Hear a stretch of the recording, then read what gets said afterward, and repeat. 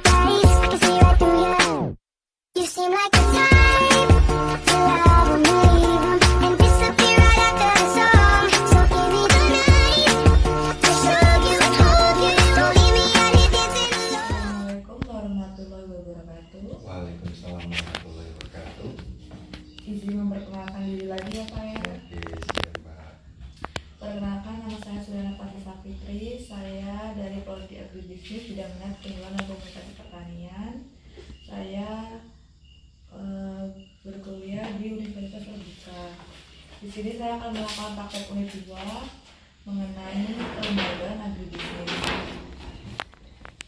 Kebetulan awalnya saya kenal dengan Bapak Ali Wardana ya Pak ya sebagai ketua, karena berhubung beliau tidak ada dan sangat sibuk sehingga saya diarahkan untuk menemui Bapak. Sebelumnya saya minta waktunya sebentar ya Pak ya. Baik Mbak. Boleh memperkenalkan diri dulu Pak? Oke, sebelumnya Assalamualaikum warahmatullahi wabarakatuh. Waalaikumsalam warahmatullahi wabarakatuh. Perkenalkan, nama saya Isa Rifai. Di sini saya sebagai bendahara untuk memberdayakan setiap anggota, baik untuk pengembangan pertanian maupun untuk simpan pinjam antara anggota satu sama lain. Ini Cuma koperasi ini bergerak di konsumen Pak, jadi untuk penyediaan misalkan alat-alat pertanian atau untuk menunjang kebutuhan pertanian, kemudian untuk anggota sendiri itu simpan pinjam intinya kayak gitu Mbak. baik, kalau gitu kita mulai Pak ya wawancaranya. Baik Mbak. Apa definisi dan tujuan utama analisis SWOT dalam konteks pengembangan kelembagaan?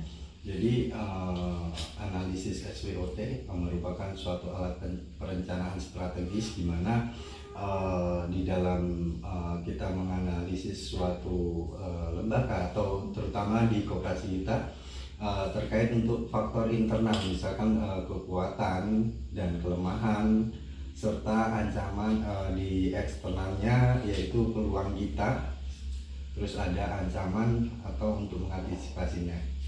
Kemudian karena di Koperasi Konsumen Gerakan Bokpen ini bergerak terutama di bidang pertanian, kemudian untuk simpan pinjam, ini strategi-strategi untuk mengembangkan koperasi kita, yaitu bagaimana kita memberikan secara modal untuk setiap petani-petani yang mengambil untuk menanam jagung misalkan seperti itu. Kemudian kita rumuskan strategi biar supaya tanaman itu bagus dan hasilnya terutama untuk anggota yang mengelola, kemudian untuk hasil yang diberikan koperasi itu bisa maksimal. Kemudian secara pengambil keputusan juga agar setiap mau mengeluarkan terkait untuk pembiayaan penanaman, kita harus bersatu padu antara ketua, sekretaris bendahara untuk melakukan kebijakan terkait untuk peminjaman modal tersebut. Siapa saja pemangku kepentingan yang harus dilibatkan dalam proses analisis SWOT di sebuah lembaga dan apa peran mereka masing-masing? Baik, untuk pemangku kepentingan yang harus sering kita libatkan sesuai dengan peran mereka masing-masing, terutama yaitu pimpinan atau manajemen. Pimpinan di mana pimpinan kita nanti akan menyediakan visi yang strategis di mana terkait untuk sumber daya dan memastikan hasil-hasil yang kita akan kembangkan di kemudian hari untuk penanaman modal ini bisa terrealisasikan dengan baik. Kemudian untuk kepentingan yang terlibat ini adalah karyawan atau anggota koperasi, di mana anggota koperasi yang memang benar-benar untuk membutuhkan terkait modal untuk menanam jagung, itu harus kita juga sering melakukan edukasi terkait untuk perawatan biar hasil tanam jagung itu lebih maksimal. Kemudian selain itu kita ada klien atau penerima manfaat yang kita misalkan untuk kerjasama terkait untuk penjualan hasil pertanian yang dihasilkan, misalnya jagung, kita menggunakan klien untuk biar kualitas kita lebih bagus lagi.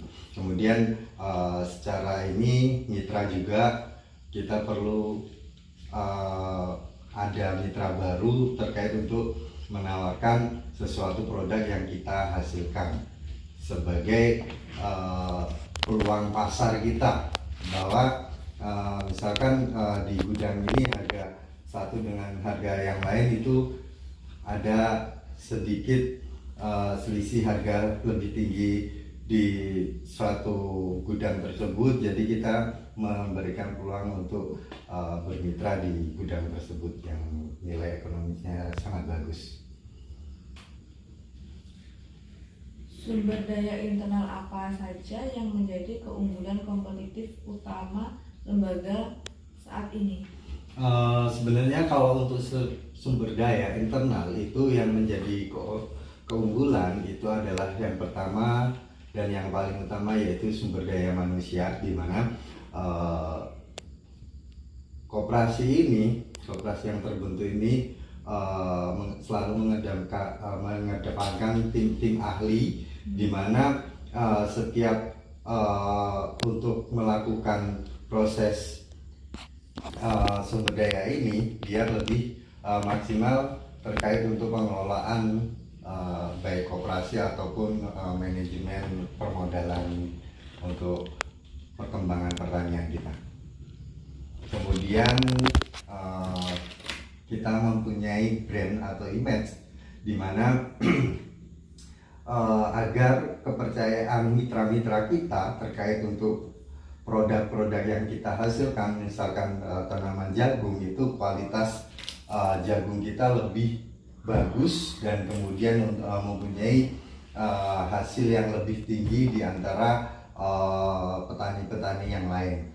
Kemudian sumber daya finansial ini terkait untuk manajemen keuangan ini supaya kita lebih bisa meminimalisir tentang permodalan di dunia pertanian tersebut.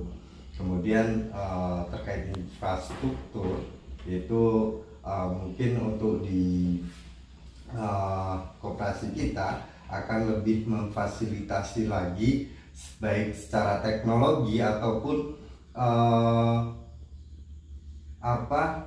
untuk biar supaya training untuk petani-petani yang agar petani tersebut menggunakan teknologi yang baru dan lebih canggih lagi. Aspek internal mana yang paling sering dikeluhkan oleh anggota atau penerima manfaat, misalkan birokrasi yang lambat, kualitas layanan yang rendah? Untuk aspek yang sering dikeluhkan terkait ini yaitu tentang, mungkin kalau di koperasi ini tentang proses birokrasi yang lambat, karena ketika kita mau melakukan peminjaman modal itu harus ada beberapa persetujuan dan memakan waktu lama, karena terkait untuk ketua, sekretaris bendahara ataupun anggota itu tetap harus ada kebijakan terkait untuk penanaman modal untuk petani, biar supaya petani tersebut ketika menggunakan dana-dana modal untuk penanaman jagung itu biar lebih maksimal lagi. Gitu. Kemudian mungkin terkait kualitas layanan yang rendah ini mungkin untuk di koperasi ini mudah-mudahan kualitas layanan kami lumayan bagus Mbak, karena ketika ada keluhan atau ini kita respon secara langsung. Kalau itu terima kasih ya Pak wawancara sampai di sini. Oke, terima kasih juga Mbak sudah berkunjung di koperasi kami. Sama-sama Pak. Saya juga minta maaf telah mengganggu waktu Bapak pada malam hari ini. Aman, tidak Mbak. Kalau gitu saya pamit ya Pak. Assalamualaikum warahmatullahi wabarakatuh. Waalaikumsalam warahmatullahi wabarakatuh.